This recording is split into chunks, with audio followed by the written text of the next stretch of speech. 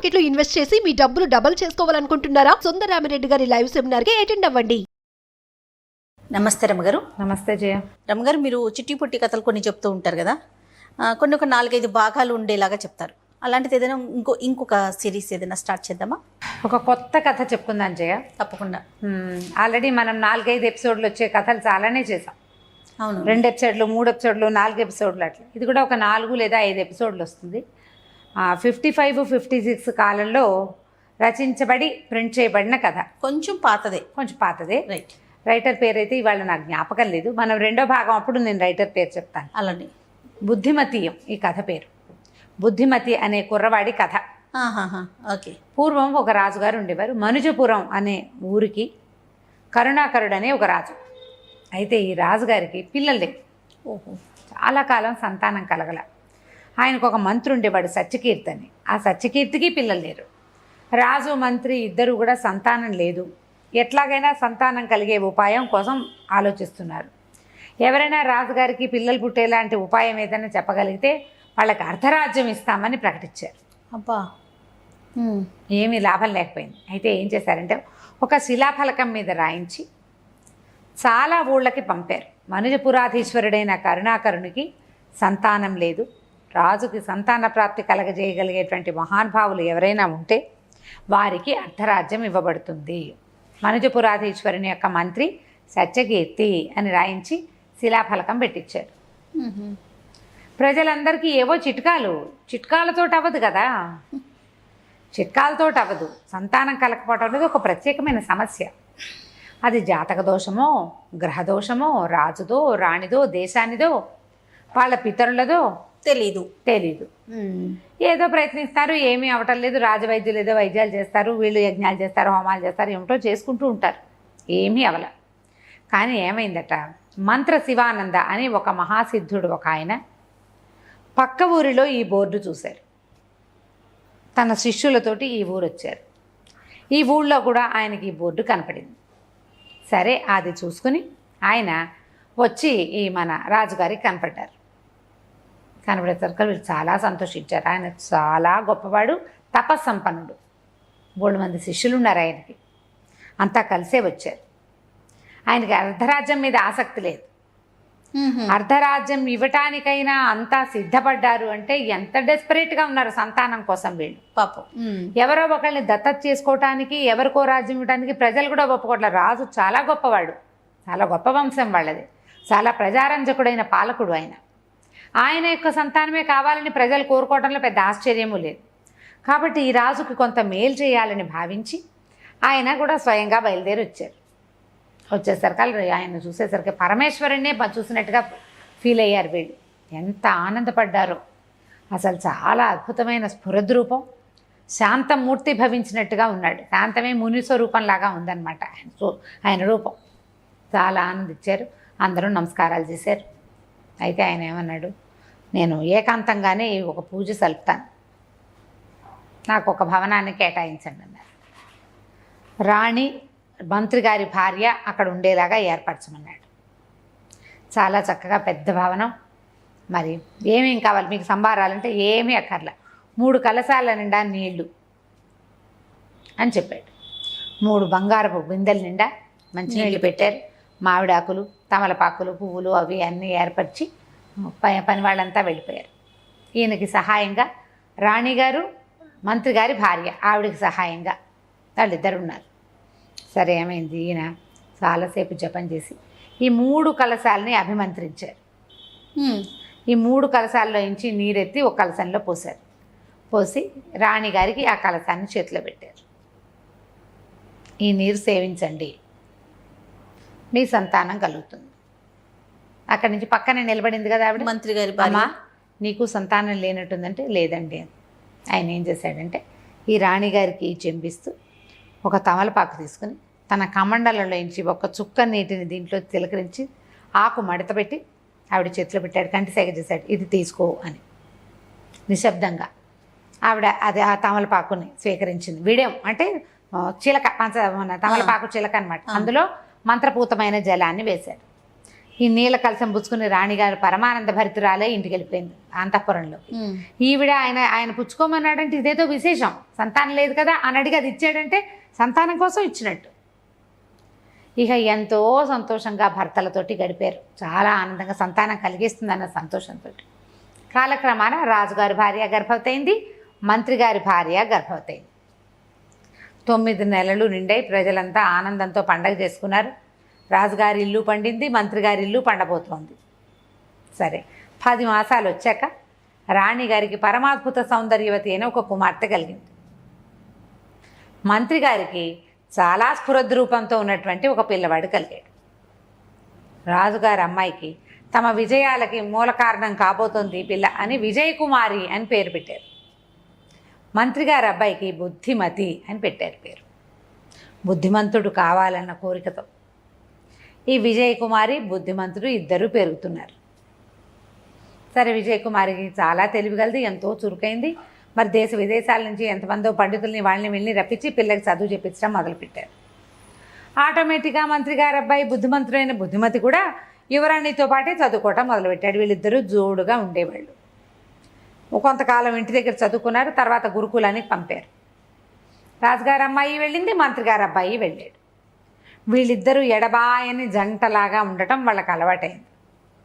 ఇట్లా పిల్లాడు కలిసి ఉండటం ఏమిటని వాళ్ళు అనుకోలే, ఎవరు భావించలా. మొదట చిన్నపిల్లలుగా ఉండగా కలిసి ఆడుకునేవాళ్ళు, చదువుకునేవాళ్ళు, నేర్చుకునేవాళ్ళు, కొట్టుకుని తిట్టుకుని కలిసి ఉండేవాళ్ళు. క్రమంగా ఏమైంది, 14-15 వచ్చేసరికల్లా నువ్వు లేక నేను లేను అనుకోవటం మొదలుపెట్టారు వాళ్ళిద్దరు. ఈ సంగతి ఇటు రాజుకి తెలీదు, అటు మంత్రికి తెలీదు.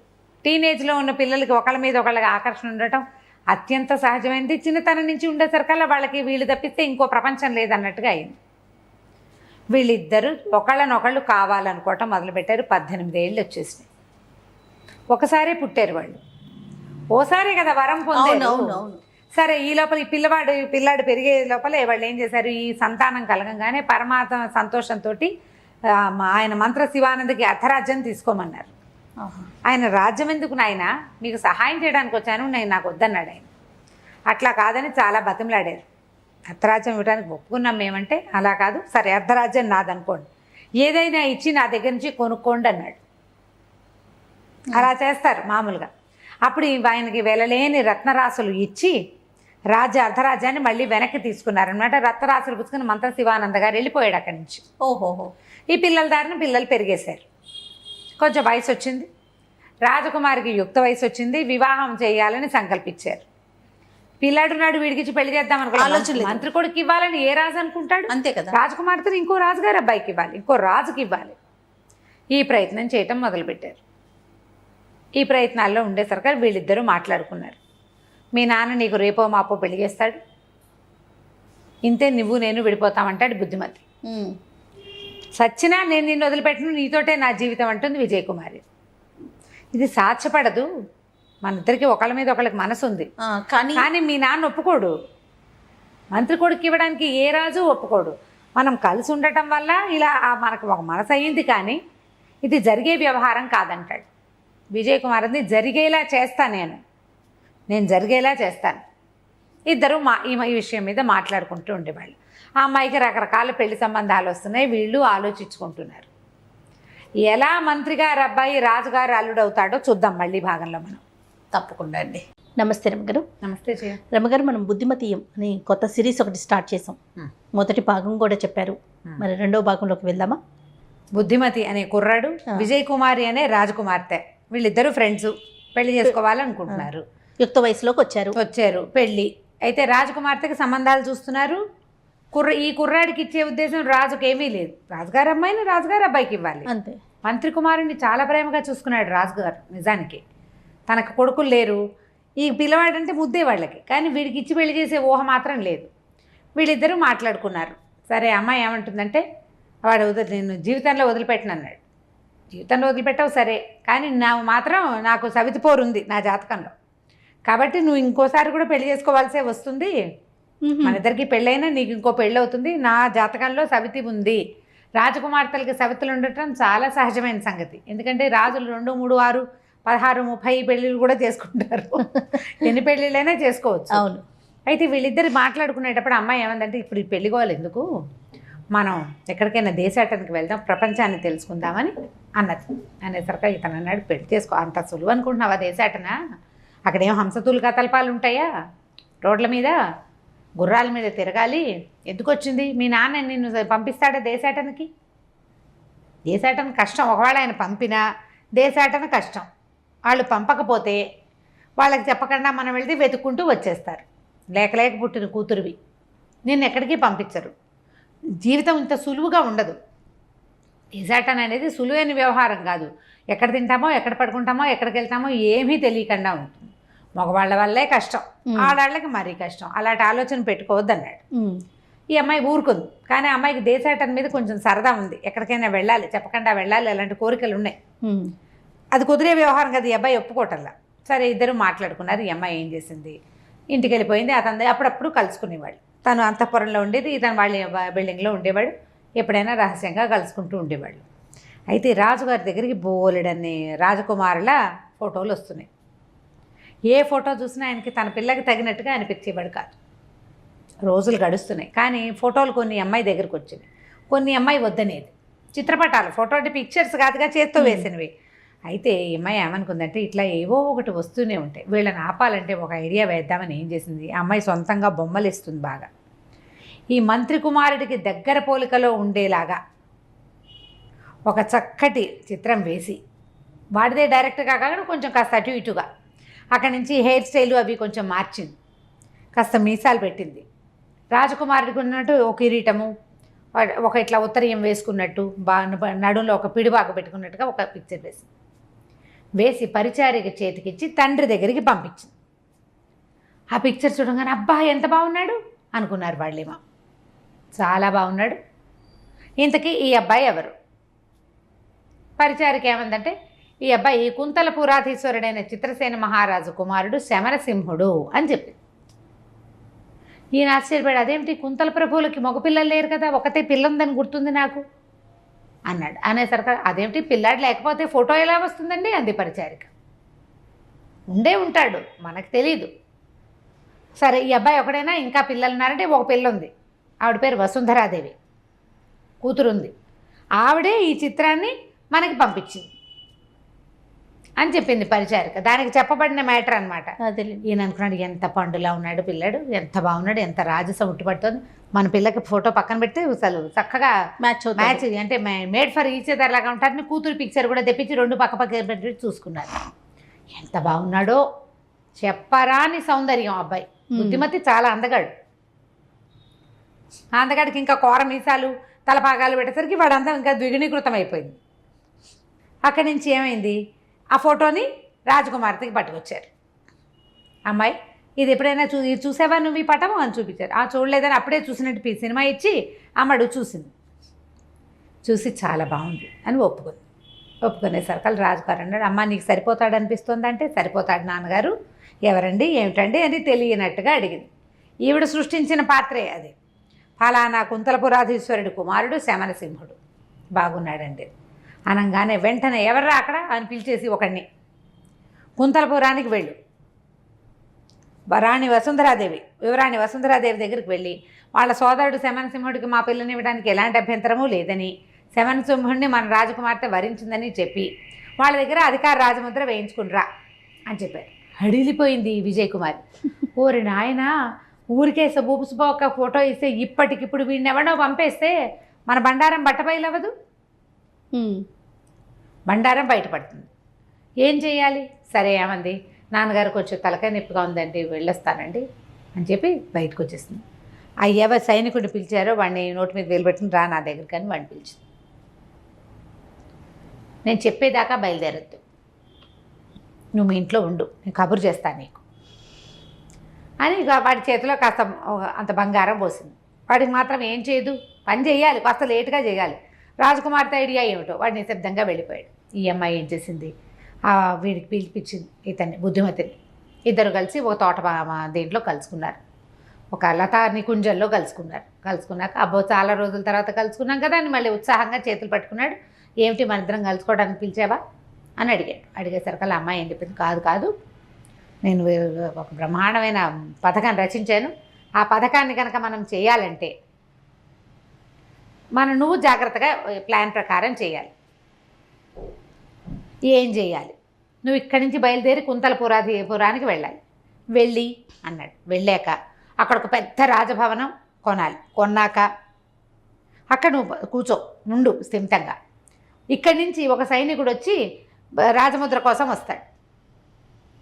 వాడితో మాట్లాడి వాడి ఉత్తరం మీద సంతకం పెట్టి పంపించేసి వెనక్కి. వాడు కుంతలపురం వెళ్ళినట్టు ఉంటుంది, ఉత్తరం తెచ్చినట్టు ఉంటుంది. తర్వాత మనం వివాహం చేసుకుందాం, పెళ్ళి అయిపోయాక మా నాన్న మాత్రం ఏం చేస్తాడు అన్నది. అనేసరికి ఈయనన్నాడు, చాలా చిక్కులున్నాయి. కుంతలపురం వెళ్ళడం ఓ కష్టం. అక్కడ నేను రాజభవనాలు అవి ఇవి కొనాలంటే డబ్బు గిద్దస్కం కావద్దంటే నేను ఇస్తాగా, మండ్లు మాణిక్యాలు బోల్డున్నాయి, నేను ఇస్తానని. బాగుంది. అక్కడికి వెళ్ళిన తర్వాత నేను అక్కడ సెటిల్ అయ్యాక సైనికుడు ఎవడో వస్తాడు, సైన్యాధికారి. ఒకడు రాడు, వాళ్ళు 5-6 వస్తారు. ఇప్పుడు నేను రాజముద్ర వేయాలంటే ఎక్కడి నుంచి వేస్తాను? ముద్ర లేదే మీ నాన్న ఒప్పుకోడు కదా. నేను సంతకం పెట్టాక రాజముద్ర పడద్దా కుంతల దేశాంది అంటే? ఏమంది పూర్వం మా తాత అంటే ఇప్పుడున్న రాజుగారి తండ్రి కుంతలపురాన్ని జయించాడు. వాళ్ళ నగరంలో వాళ్ళంతా కప్పాలు ఇచ్చినప్పుడు, ఆ నగరాన్ని కొల్లగొట్టుకుని తెచ్చినప్పుడు చాలా వజ్రాలు మండ్లు మాణిక్యాలు తెచ్చారు. అందులో ఒక రత్నాంగుళీక ఉంది, అది వాళ్ళ రాజముద్ర అని తెలుసు నాకు. నేను అది పట్టుకొచ్చి నీ చేతికిస్తా. నువ్వేం చేస్తావు? దాన్ని ముద్ర వేసి పంపించేసి. వీళ్ళు కత్తికి బాచకం కట్టమంటారు, అంతే కదా. తర్వాత నువ్వు మీ రాజలాంఛనాలతోటి ఎలాగో మన దగ్గర డబ్బు దశగా ఉన్నాయి కాబట్టి లాంఛనాలు ఏర్పరచుకుంటారా, పెళ్లి చేసుకో, తర్వాత బుద్ధిమంతుని అనే చెప్పేద్దాం. పెళ్ళి అయిపోయాక మా నాన్న ఏం చేయలేడు. ఇప్పుడు మన దగ్గర ఎంతమంది తెలివితేటలు ఉన్నాయి అట్లా, పాతకాలపు తెలివితేటలు. పెళ్ళి అయిపోయాక ఇంకేం చేస్తారు, ఓ పిల్లల్ని కనేసాక ఇంకేం చేస్తారు అని చెప్పి రాజుగారి అమ్మాయి, నేను మంత్రి గారి అబ్బాయిని ప్రేమించాను, వీడిని పెళ్లి చేసుకుంటాను అని తండ్రి చెప్పకుండా అతి తెలివితేటలకు పోయి అతని మొహం ఉన్న పిక్చర్ వేసేసి, ఇప్పుడు ఆ పిక్చర్లో ఉన్నవాడే శవనసింహుడు అని ప్రూవ్ చేయడం కోసం ఇంత ప్రయత్నం అన్నమాట. ఇవన్నీ తెలివిగల పనులని మనం అనుకోగలమా? అతి తెలివి తక్కువ పనులు, అతి తెలివి పనులు. సరే ఇతను అన్నాడు, అదంతా సులువుగా అవుతుందంట. ఏమీ లేదు, సైనికుడిని నేను ఆపా, వాడు వెళ్ళడు, వాడి పరివారంతో వెళ్ళాలి, వాడు ఇప్పుడు వెళ్ళడు, నువ్వు వెళ్ళాక నేను వాడిని పంపిస్తా, వాడు వస్తాడు, ఇలా జరిగిపోతుంది అని చెప్పింది. ఊహించింది, అంతా కథ అంతా ఊహించేసింది. సరే అమ్మాయి కావలించుకున్నాడు, సరదాగా కాసేపు కబుర్లు చెప్పుకున్నాడు. సరేనన్నాడు. ఆవిడ ఉంగరం పట్టుకొచ్చి ఇచ్చింది, ఉంగరం పెట్టుకున్నాడు. మరి అక్కడి నుంచి బోళ్ళని రత్నాలు అవన్నీ కూడా మూటలు కట్టించింది, 2 మూటలు కట్టింపించి ఇప్పించింది. మంత్రి గారి అబ్బాయి దగ్గర రక్తరాసులు ఉండే అవకాశం లేదు, ఏదో కొంచెం ఉంటుంది. రాజుగారి అమ్మాయికి దొరుకుతాయి అవన్నీ. ఇవన్నీ పుచ్చుకున్నాడు, బయలుదేరాడు, ఇంటికి వెళ్ళిపోయాడు. సరే రాత్రి చక్కగా అమ్మా నాన్న చెప్పాడు దేశాటానికి వెళ్తాను అంటే ఆయన సంతోషించాడు. రేపొద్దున మంత్రి కావాలి తన కొడుకు, మంత్రి గారి అబ్బాయి మంత్రి అవుతాడు కదా. కొంచెం దేశాలన్నీ తిరిగి వస్తే వీడికి కూడా తెలివితేటలు పెరుగుతాయి. నిన్న దాకా చదువుకున్నాడు, కొంచెం సరదాగా వెళ్ళొస్తాడు, తర్వాత పెళ్లి పేరెంటం చేయొచ్చని ఒప్పుకున్నారు. పొద్దున్నే లేచాడు, చక్కగా పొద్దున్నే తినాల్సిన భోజనాలు అవి తినేసి సద్దన్నం తిని బయలుదేరేసాడు అనమాట. ఆ పుస్తకంలో శీతల అన్నము అని రాశారు, ఖచ్చితంగా సద్దన్నం తిన్నాడు అని రాశాక ఇవో 2 తినేశాక ఏం చేశాడు, ఒక 2 పని వాళ్ళని తోడు పెట్టుకుని గుర్రాలు వేసుకుని బయలుదేరి వెళ్ళారు. శమనసింహుడి దగ్గరికి పంపాము ఉత్తరం అని, అంటే మనం కబురు పంపాము అని రాజుగారు స్థిమితంగా ఉన్నాడు. ఆ పిల్లాడే మన పిల్లకి కాదగిన వరుడు అని. ఈ బయలుదేరిన అబ్బాయి సరే అలా వెళ్ళారు ఎక్కడికో దిగంతాల్లోకి. కుంతల దేశానికి వెళ్ళాలంటే అదేం పక్కనుందా, వెళ్ళొద్దు. సరే ఆ రాత్రికి ఎక్కడో ఆగారు, పడుకున్నారు. చక్క వంట చేసి తిన్నారు. చెరువు అది ఉంది, ఏమీ పల్లెలు గ్రామాలు ఏమీ లేవు ఆ దారిలో. పల్లెలు ఉంటే ఏ పల్లెలోకి పోయి ఓ ఇల్లు, ఓ సత్రమో, లేకపోతే దేవాలయమో, చిన్న దేవాలయాలు ఉంటాయి కదా, వాటికి అనుబంధంగా ఉండే చోట అయితే సేఫ్గా పడుకోవచ్చు. అడవుల్లో అంత సేఫ్టీ ఉండదు చూడు. అవును, భయంగానే ఉంటుంది. కానీ 2 పని వాళ్ళు ఉన్నారుగా, పడుకుంటే ఈ పగలల్లా ప్రయాణం చేసి ఈ అబ్బాయి చదువుకున్నాడు. కానీ ఈ రోజంతా ప్రయాణాలు చేయటం అవి అలవాటు ఉన్నవాడు ఏం కాదు. ఒక ఒళ్ళెరగానే బాగా నిద్రపోయాడు. తెల్లారిన తర్వాత ఏమైంది, తెల్లవారగానే ఏ చెట్టు కింద వీళ్ళు పడుకున్నారో ఆ చెట్టు పక్కన ఉన్న పెద్ద వటవృక్షం మీద బోలెడన్ని కోతులున్నాయి. అవి ఏం చేసినాయి, ఈ కుర్రాడు ఏం చేశాడంటే ముందు ఈ రత్నాల సంచులు ఉన్నాయి కదా, అవి 2 ఒకదాని పక్కన వేసి వాటి మీద తల పెట్టుకు పడుకుంటాడు. మనం ఇలాగే పడుకోం కదా, అటు ఇటు తిరుగుతాం. ఆ మూట కొద్దిగా వదిలయ్యి ఆ లోపల ఉన్న రత్నాలు కొన్ని కనపడుతున్నాయి. అవి ఏమిటోనని ఈ కోతులు ఏం చేసినాయి, వీటిని ఎత్తి కింద నుంచి ఆ 2 సంచులు లాక్కెళ్ళిపోయింది. అయ్యో రామ. ఈ పని వాళ్ళు నిద్రపోయారు. ఆయన పడుకున్నాడు, వీళ్ళు పడుకున్నారు. నిద్రలేదు చూసుకుంటే రత్నాలేవి సంచులు. ఇప్పుడు వీటితోటే కదా అక్కడికి వెళ్ళి అదేమిటో చెయ్యాలి, ప్రయోజకత్వం. బిల్డింగ్ కొనాలి కదా ఒకటి. తెల్లబోయారు, వెతికారు, అటు ఇటు 1 కిలోమీటర్ అన్ని పక్కలకి వెతికారు, ఏమీ కనపడలేదు. అవి ఎలా పోయాయో కూడా వాళ్ళకి తెలియదు. మనుషులు వచ్చిన ఆనవాళ్ళు అయితే లేవు. రాత్రి పడుకునేదాకా ఎవ్వరూ రాకపోతే అర్ధరాత్రి నట్టడవిలో ఏ దొంగలు వస్తారు? దొంగలు రారు. దొంగలు వస్తే వీళ్ళ ఒంటి మీద ఆభరణాలు కూడా పోవాలి. ఒంటి మీద ఉన్న ఒంటి మీదే ఉన్నాయి, సంచులు మాత్రం లేవు. వెతుక్కున్నారు. ఇప్పుడు ఏం చేయాలి, నెత్తి మీద చేతులు పెట్టి కూర్చున్నాడు. ఒక రోజంతా ప్రయాణం చేసి వచ్చేసాం. యువరాణేమో తన మీద బోల్డ్ ఆశలు పెట్టి కూర్చుంది. అక్కడికి వెళ్ళి అదేదో చెయ్యాలి. మళ్ళీ వెనక్కి వెళ్ళి ఒట్టి చేతులతో ఎలా వెళ్ళాలి? నెత్తి మీద చేతులు పెట్టుకుని కూర్చున్నాడు దిగులుగా. ఏం చేశాడో వచ్చే భాగంలో తెలుసుకుందాం మనం. తప్పకుండా అండి. నమస్తే రమ్మగారు. నమస్తే జయ. రమ్మగారు, మనం బుద్ధిమతి సిరీస్లో ఉన్నాము. 2 భాగాలు అయిపోయినాయి, 3వ భాగంలో ఉన్నాము. మంత్రి గారు అబ్బాయి అడవిలో పడుకున్నాడు. ఈ నెత్తి కింద పెట్టుకున్న రత్నాల సంచుల్ని కోతులు ఎత్తుకుపోయినాయి. వెతికారు దొరకలేదు. సరే ఇంకేం చేస్తారు, వెనక్కి వెళ్ళటం ఇష్టం లేదు. కొంచెం సామాన్లు ఉన్నాయి. ఈ అబ్బాయి వెతుకుంటున్నాడు, దిగులు పడ్డాడు, వెంకబెట్టుకున్నాడు, ఆలోచించాడు. కొంచెం వీళ్ళు ఏం చేస్తారు, సామాన్లు అన్నీ తెచ్చుకున్నారు వంట చేసుకోవడానికి. ముందు రోజు రాత్రి కూడా వండుకుని తిన్నారు వాళ్ళు. సరే పని వాళ్ళు ఏదో కొద్దిగా వండారు, బయలుదేరారు. ముందుకే వెళ్దాం, చూద్దాం ఏం జరుగుతుందో. ఇక వెనక్కి వెళ్ళ బుద్ధి కాల అతనికి. ఏదైతే అదవుతుందో ఒక ప్రయత్నం చేద్దాం అనుకున్నాడు. ముందుకెళ్తున్న కొద్దిగా ఏమైంది, వానలోకి ప్రవేశించినట్టుగా అయింది. మబ్బులు బట్టి చిన్న వాన వాన వాన వాన క్రమంగా అట్లాగే ఏదైనా పల్లె కనపడుతుందేమో, ఎక్కడికైనా వెళ్ళి తలదాచుకోవచ్చు. అడవిలో తలదాచుకోవటం ఎట్లా కుదురుతుంది? అంతేగా. ఏ చెట్టు కింద ఉంటారు. పిడుగు పడితే చెట్ల మీద. అడవి ఆనలు వచ్చేటప్పుడు ఎప్పుడూ చెట్ల కింద దించకూడదు. అవును, పిడుగు పడే ప్రమాదం ఎక్కువగా ఉంటుంది, చెట్ల మీద పడతాయి అవి. దాంతో ఇంకా ముందుకు నడవగా ఏమైంది, పైనుంచి ఒక పెద్ద జలపాతం తోసుకొచ్చేస్తోంది. కనిపిస్తోంది వీళ్ళకి. ఈ సైనికులు 2 ఉన్నారు కదా, వాళ్ళు ఏం చేశారు, గుర్రాలను వదిలిపెట్టేశారు. చెక్మని దొరికిన 2 చెట్లని ఎక్కేశారు. వాళ్ళు ఇట్లా దగ్గరగా లేరు. వానకి ఒకడు ముందు వెనకగా నడుస్తున్నారు. పైనుంచి వస్తున్నటువంటి ఆ జలపాతాన్ని చూసేసరికల్లా జలపాతాన్ని కొట్టుకుపోతామేమోనని భయపడి వాళ్ళిద్దరూ చెరో చెట్టు ఎక్కేశారు. ఈ అబ్బాయి ఈ మా విజయ్ కుమారి గురించి ఆలోచిస్తున్నాడు. ఆమె వేసిన ప్లాన్ ఎట్లా వర్కౌట్ అవుతుందో తెలీదు. ఇవన్నీ పోయినాయి, ముందుకెళ్తే తెలివిగల పని అవునో కాదో తెలీదు. అట్లా ఆలోచించుకుంటూ ఆ మీదకు వస్తున్న ప్రమాదాన్ని చూసుకోక ఆ ప్రవాహంలో కొట్టుకుపోయాడు. ఇప్పుడు ఇంతకుముందు రత్నాలు పోయినాయి, కానీ పనివాళ్ళు ఉన్నారు, వంట సామాన్లు, తిండి ఉంది. ఇప్పుడు పనివాళ్ళు 2 సైనికులు 2 ఇక్కడే ఉండిపోయారు. సామాన్లు ఇక్కడే ఉండిపోయినాయి. అవి ఉండిపోయినాయో పోయినాయో తెలీదు. వాళ్ళిద్దరూ చెట్ల మీద ఉన్నారు, వీడు మాత్రం నీళ్ళలో కొట్టుకుపోయాడు. వీళ్ళిద్దరూ పైన నుంచున్న వాళ్ళు చూస్తూనే ఉన్నారు. చెట్ల మీద నుంచున్నారు, ఏం చేస్తారు? ఎవరి ప్రాణాన్ని వాడు రక్షించుకోవాలి కదా.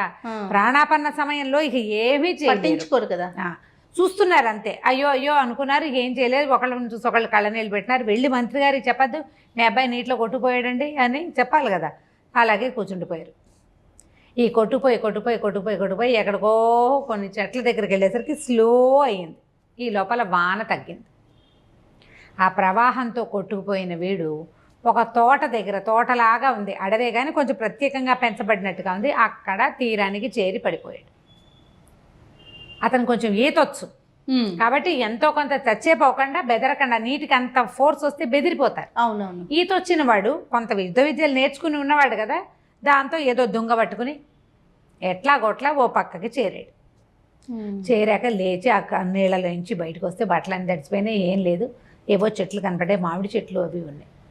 సరే ముందు అలసిపోయాడు నీళ్ల తాకిడికి.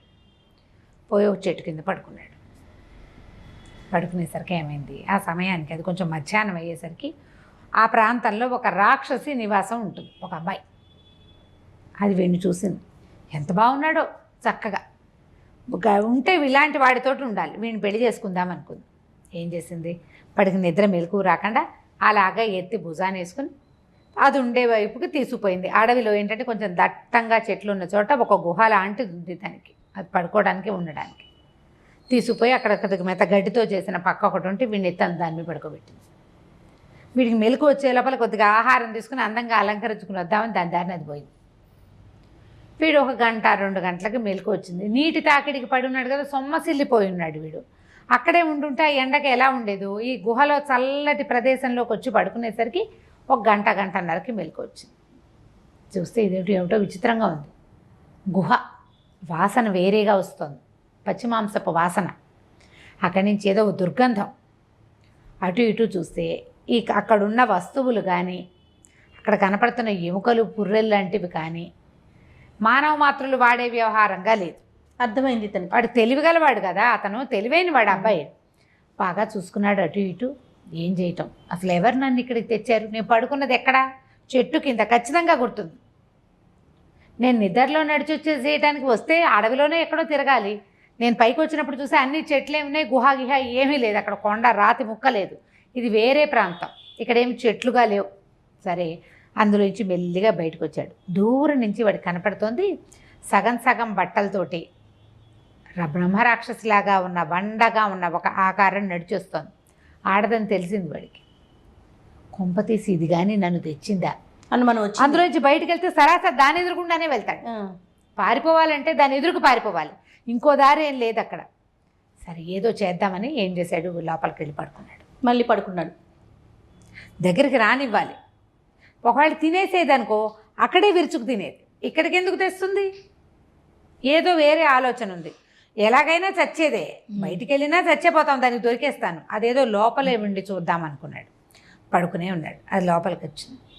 వచ్చాక దగ్గరకు వచ్చి ఇట్లా మొహంలో మొహం పెట్టి ఇట్లా కలిపిందనమాట. అది ఏం చేసింది, గుమ్మం దాకా వచ్చాక ఈ రాక్షసి వేషంలో ఉంది కదా, పైన చిన్న వస్త్రం కట్టుకుని, మొలకొక గడ్డి మోపులు లాంటితోటి కట్టుకుని, చేతిలో ఒక పుర్రె, ఒక జంతువు తాలూకు అవశేషం, ఒక గద పట్టుకుని నడిచి వచ్చింది. అక్కడి నుంచి గుమ్మంలోకి రాగానే అవతారం మార్చేసుకుంది. చక్కగా అందమైన అమ్మాయిలాగా తయారైంది. వేషం మార్చుకోగలదన్నమాట. లోపలికి వచ్చింది. ఇక్కడ ఇంకో మనిషి మాత్రుడు లేడా? అంత దూరాన ఒక రాకాసి కనపడింది, ఆడది. దగ్గరికి వచ్చేసరికల్లా ఒక అందమైన ఆడపిల్ల వచ్చింది, అదే మార్చుకుందనమాట. పైగా ఇంత నట్టడివి ఎక్కడో ఉంది, భూప్రపంచానికి ఒక మూల ఉన్నట్టుంది. ఇందులో అందంగా అలంకరించుకుని పువ్వులు పెట్టుకుని మెడలో అవి ఇవి వేసుకుని అందగత్తలు ఎట్లా వస్తారు? వీడు తను విన్న రకరకాల కథలన్నీ గుర్తు చేసుకుని, ఓహో ఆ రాకాసే ఈ వేషం వేసింది అనుకున్నాడు. సరే, వచ్చి ఇట్లా మొహంలో మొహం పెట్టి చూసి, చక్కగా తాంబూలపు వాసన వస్తోంది, పువ్వుల వాసన. అప్పుడే వెలుకు వచ్చినట్టు చూసి, ఎవరు నువ్వు అన్నాడు. అనేసరికి లేచావా అంది. లేచాను, కానీ నువ్వెవరు? ఇంత అడవిలో ఎలా ఉన్నావు నువ్వు అన్నాడు. అయితే ఆవిడ ఏం చెప్పింది, మరి నా పేరు సుశీల, నేను ఇక్కడే ఉంటానంది. నట్టడవిలో ఎలా ఉంటావు? మనిషివి కాదు నువ్వు అన్నాడు. అనగానే తెలిసింది వీడికి, అర్థమైందని. మనిషిని కాదు, ఇక్కడ కాలాంతకుడని ఒక రాక్షసుడు ఉన్నాడు, మా నాన్న, నేను ఆయన కూతుర్ని, నా పేరు సుశీల. మరి నేను నిన్ను వలిచాను, నువ్వు నాకు నచ్చావు, అందుకని నేను నిన్ను ఇక్కడికి తీసుకొచ్చాను అనేసరికి తెల్లబోయాడు. రాక్షసులకి మనుషులకి పెళ్ళేమిటి? నువ్వు నన్ను వలచటం ఏమిటి? నీ ఒరిజినల్ సహజమైన స్వరూపాన్ని చూపించాక నీకు నాకు సరిపోతుందో లేదో ఏదైనా అర్థం ఉంటే చూసుకో, తెలుస్తుంది నీకు అన్నాడు.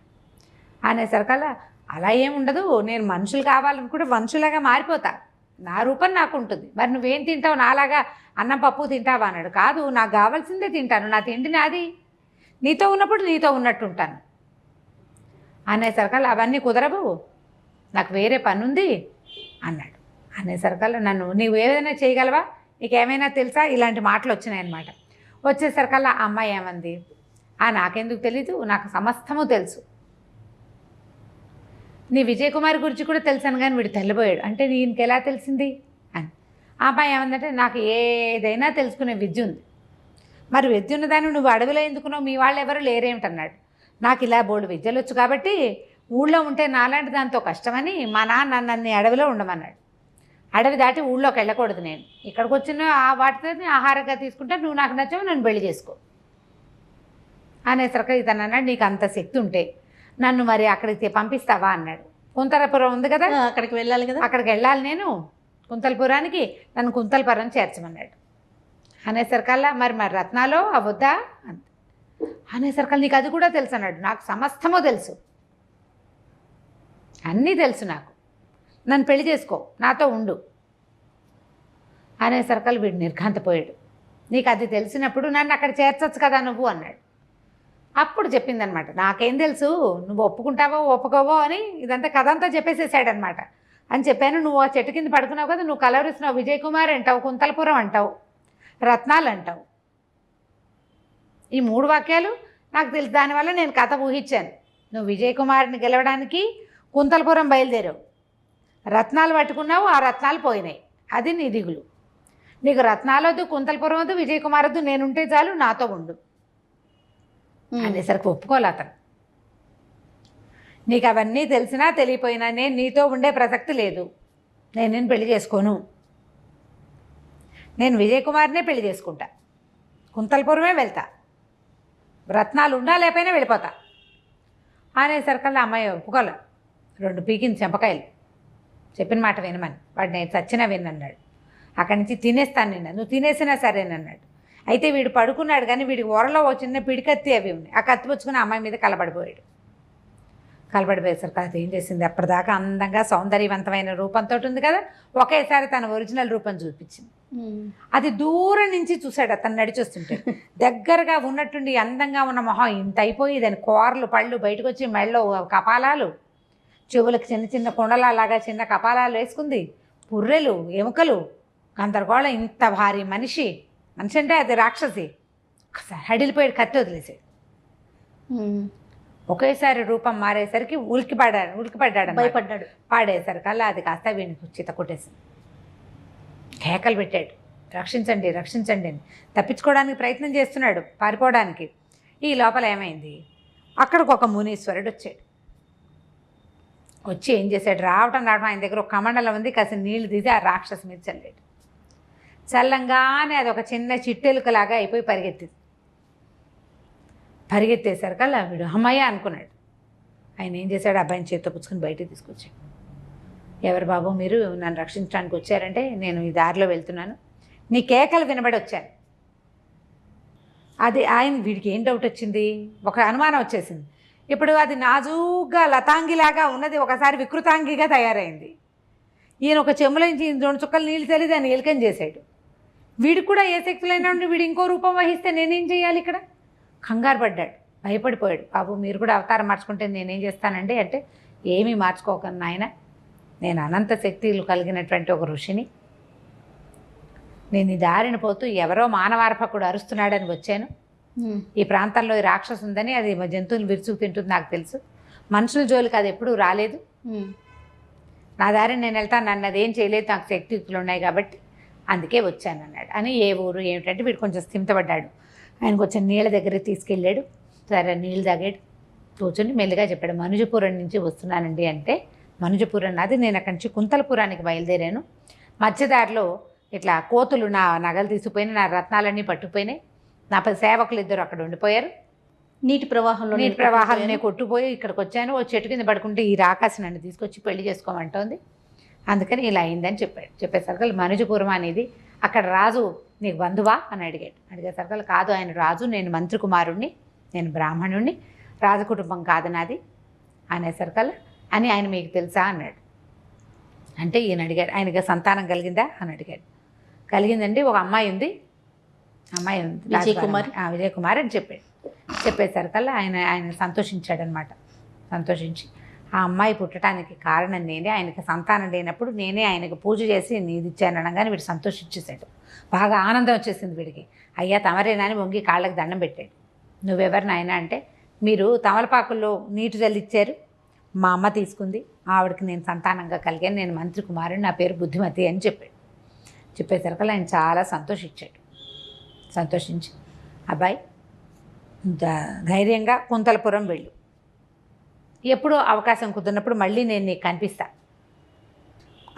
అక్కడికి కూడా నేను వస్తాను, మనుజపురానికి కూడా తర్వాత కాలంలో ఎప్పుడో మళ్ళీ వస్తానన్నాను. రాజుగారు ఇచ్చిన ధనరాశులు అవన్నీ ఖర్చు అయిపోయినాయి, కానీ నా దగ్గర ఇంకా కొంత ఉందని చెప్పి ఏం చేశాడు ఈయన, 2 మూటల రత్నాలని అతను ఏవి పోగొట్టుకున్నాడో వాటిని ఈ కుర్రాడి చేతిలో పెట్టాడు. అభీష్ట సిద్ధిరస్తు, నేను చేసిన పూజ వల్ల పూజ ఫలించి ఒక అమ్మాయి ఒక అబ్బాయి పుడితే వాళ్ళిద్దరూ వివాహం చేసుకోవడానికి నేను కారణం అవడం నాకు సంతోషంగా ఉంది. ఈ రత్నాలు తీసుకెళ్ళు, ఇక్కడి నుంచి కుంతలపురానికి వెళ్ళిపో, కుంతలపురానికి వెళ్ళేలాగా ఒక మంత్రం ఇచ్చాడు ఆయన. అక్కడికి వెళ్ళిపోతావు, అక్కడ నువ్వేం చేయదలుచుకున్నావో ఆ పని చేసుకో అని చెప్పాడు. చెప్పి ఆ 2 సంచులు వాడికి ఏది పోగొట్టుకున్నాడు సేమ్ అవే సంచులు. ఆ సంచులతోటి ఈ కుర్రాన్ని కుంతలపురంలోకి వెళ్ళిపోయేలాగా ఈయన ఒక మంత్రం వేసి పంపించేశాడు. వీడు కుంతలపురానికి చేరిపోయాడు. ఇంతలో ఏమైంది, ఈ భటులు ఇద్దరు ఎవరైతే సైనికులు ఇతనితో వచ్చారు, పని వాళ్ళు వచ్చారు కదా, వాళ్ళిద్దరూ వానాబంగుడు అన్నీ తగ్గిపోయాక మళ్ళీ చచ్చి చెడి 4 రోజులు, అంతకుముందు గుర్రాలు వేసుకొచ్చారు, గుర్రాలు లేవుగా, నడుచుకుంటూ 4 రోజులకి మనుజపురాన్ని చేరారు. చేరి మంత్రి గారి దగ్గరికి వెళ్ళి, అయ్యా ఇలా జరిగిందండి, దారిలో ఇలా అయింది, పిల్లవాడు నీళ్ళలో కొట్టుపోయాడు కుర్రాడు, మేము ఏం చేయలేకపోయాము, మేమిద్దరం చేరో చెట్టు మీద ఉండిపోయామని ఏడ్చుకుంటూ చెప్పారు. మంత్రి విపరీతంగా దుఃఖించాడు, ఏం చెయ్యాలో తెలియలే, బాగా ఏడుస్తున్నాడు. కానీ ఒక పూట గడిచేసరికి ఆయనకి మంత్ర ప్రభావం వల్ల జన్మించిన కుమారుడు నీకు వంశాభివృద్ధి అవుతుందని ఆయన దీవించాడు. అంటే నా కుమారుడికి సంతానం కలగాలి, ఆ కలిగిందే ఒక్క కుమారుడు, కాబట్టి వాడు ఎక్కడో చోట బతికే ఉంటాడని మనసు దిటవ చేసుకున్నాడు ఆయన. భార్యకి మాత్రం చెప్పలే, కానీ బుర్ర వెళ్ళాడేసుకుని దిగాలుగా ఉండేవాడు ఆయన. ఒక 2-3 రోజులు గడిచేసరికి రాజుగారికి అర్థమైంది, ఏమిటో దిగులు పడుతున్నాడు ఈ అబ్బాయి. ఎందుకు దిగులు పడుతున్నాడు? మంత్రి గారు దిగులు పడుతున్నారు, ఎందుకు ఇతను దిగులు పడుతున్నాడు? మంత్రిని అడిగాడు, ఏమిటో నువ్వు బాధపడుతున్నట్టున్నావు, అన్నం సరిగ్గా తింటున్నట్టు కనిపిస్తుంది, మొహం పాడైపోయింది, దిగాలుగా ఉన్నావు, ఇదివరకట్లాగా యాక్టివ్గా లేవు, ఏమిటి అని అడిగేసరికి ఆయన కొంచెం దుఃఖపడుతూ, అయ్యా ఇలా జరిగిందండి, పిల్లాడు ఎక్కడికి వెళ్ళిపోయాడో తెలియలేదు అనేసరికి రాజుగారు ఇంకా దుఃఖానికి లోనైపోయాడు.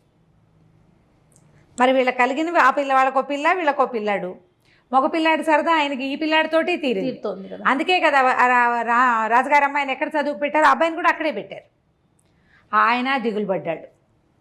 అసలు మంత్రి గారికి ఎంత ఆశ్చర్యం, నాకంటే రాజుగారు ఎక్కువ ఏడుస్తున్నాడు అనిపించింది. ఏం చేశాడు, కొంతమంది సైన్యాధిపతిని పిలిచి సైనికులను పిలిపించి మంత్రి గారి అబ్బాయిని వెతుక్కురండి పంపించారు. ఎక్కడున్నా సరే మంత్రి గారి అబ్బాయి భూప్రపంచంలో ఏ పక్కన ఉన్నా సరే పట్టుకురావాల్సిందేనని ఒక సేనని పంపించాడు. వాళ్ళు వెతుకుతూ బయలుదేరారు. అయితే ఏమైంది, వాళ్ళ దారిని వాళ్ళు వెళ్ళారు. ఈ అమ్మాయికి ఇంకా కబురు రాలేదు, ఎందుకంటే రాణికి కానీ మంత్రి గారి భార్యకి కానీ ఈ కబురు తెలియలే, ఇంకా కంగారు పడతారని చెప్పలేదన్నమాట. అందుచేత రాజకుమారికి కూడా తెలియదు.